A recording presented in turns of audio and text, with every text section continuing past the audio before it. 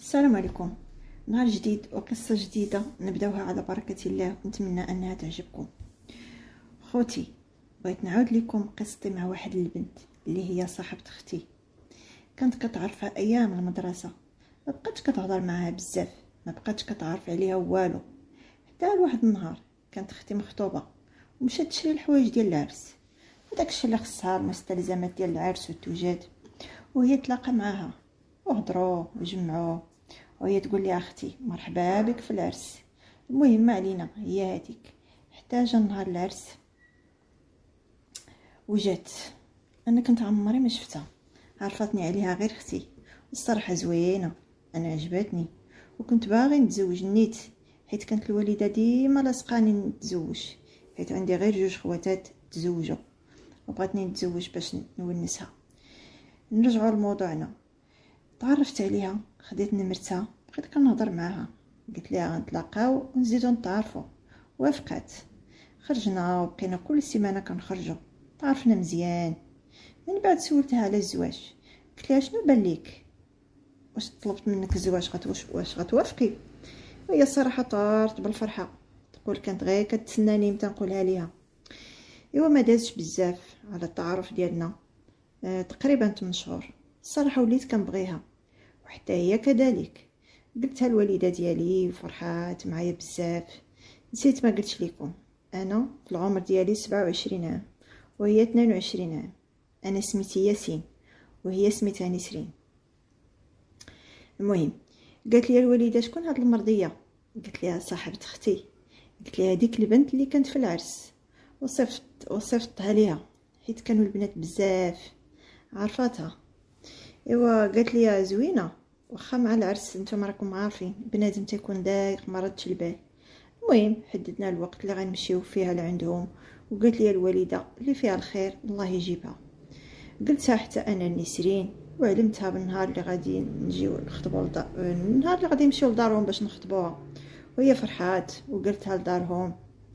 وصل داك النهار ومشيت انا والوالده وبنت خالتي واختي اللي تزوجات، هذيك اللي صاحبتها النيت. المهم مشينا، رحبوا بينا، جلسنا، جمعنا، كلينا، شربنا، الحمد لله. باباها الله يعمر ليه الدار درويش، وحتى ماماها ظريفه الصراحه. كانت نسرين هي الكبيره في خواتاتها، خوتها مازال صغار. انا بقيت مريح مع باباها وماماها، والوالده كنهضروا على المعقول وداكشي ديال الزواج.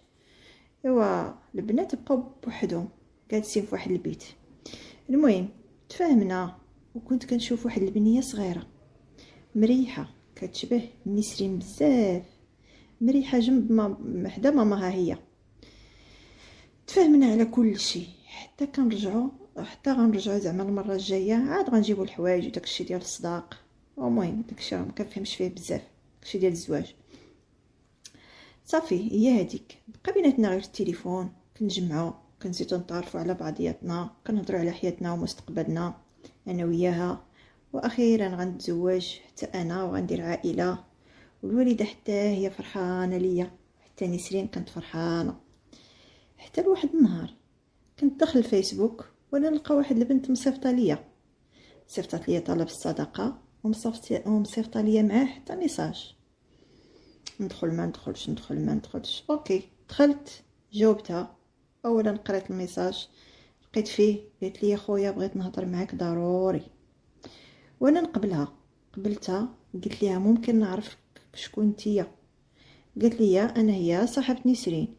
قلت لها شنو كاين؟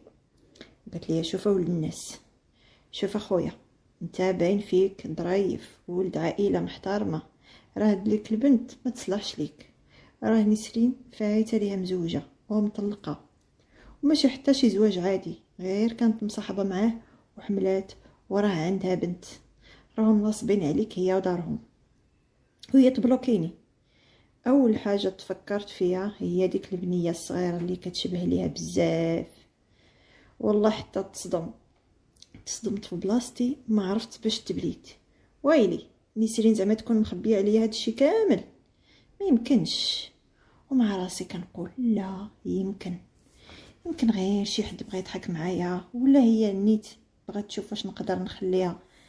رسلت ليها ميساج في الواتساب، لقيتها ساده. جالس في البيت ديالي ديك الساعه تكون 9:30، ما بقيت فاهم والو، بغيت غير نصوني ليها ونقولها ليها، نقول ليها نتلاقاو زعما، وبقيت كنتردد بلا ما نتسرع. المهم بقيت حتى فتحت الواتساب، قلت لي السلام، قلت لها غنسولك وغتجاوبيني بالصراحه، وإلا كذبتي عمري غنسامح ليك لا دنيا ولا اخره. قلت لي مالك شنو كاين، علاش كتهضر بهذه الطريقه؟ قلت لها واش بصح انت فايت ليك كنتي مصاحبه مع شي واحد ولتي معاه بنيه؟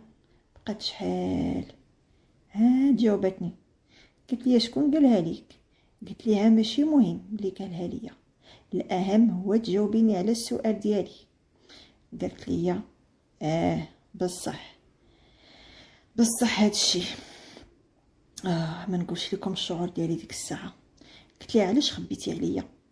قالت لي انا وليت كنبغيك وما بغيتش نخسرك، وبدات كتهضر، نتوما عارفين ديك الهضره ديال بلا بلا بلا بلا تعلقها بيك ودايره وفاعله.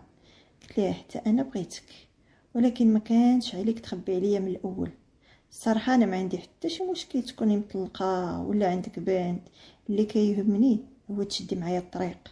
قلت لها حتى والديك كانوا عارفين وما قالوا والو، حرام عليهم. قالت لي بلي هي اللي طلبات منهم ما يقولوا والو. صونت لي ابيل وهي كتبكي كتطلب نسمح ليها على الكذبه، وما عرفت شنو ندير. انا بلوكيتها الصراحه من كل شيء، ما قلت والو الوالده، التفكير قتلني. شنو ندير؟ واش نكمل ولا نحبس؟ كنا دايرين الوقت ديال شهر باش نمشيو نديرو العقد، دابا انا تالف وما عرفتش ندير. كنقول واش نكمل ولا نحبس، لانها بدات معايا بالكذوب، وانا في نظري هاد الكذبه هادي ما خاصنيش نسكت عليها، وما حدني ما درت في الطاجين ما يحرق. خاصني غنوقف حتى لهنا باش ما تبقاش تكذب مره اخرى على شي واحد. ونصح اي واحد بغى يتزوج يسول مزيان على بنت الناس، ويقلب على دارهم ويسول عليهم بزاف ديال الناس، ويدير صلاه الاستخاره، لانه في هذا الوقت ما تقدر تميز ما بين الكذوب والصراحه.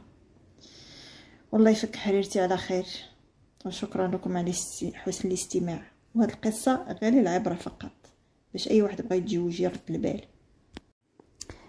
ونسيت ما قلت لكم، بغيت اي واحد قرا القصه او سمع القصه عفوا، بغيتو يكتب لي في التعاليق الا كان هو اللي وقع ليه نفس الموقف، اش غيدير، واش غيحبس ولا غيكمل، باش نشوف آراءكم وندير بها ان شاء الله. وشكرا على حسن الاستماع.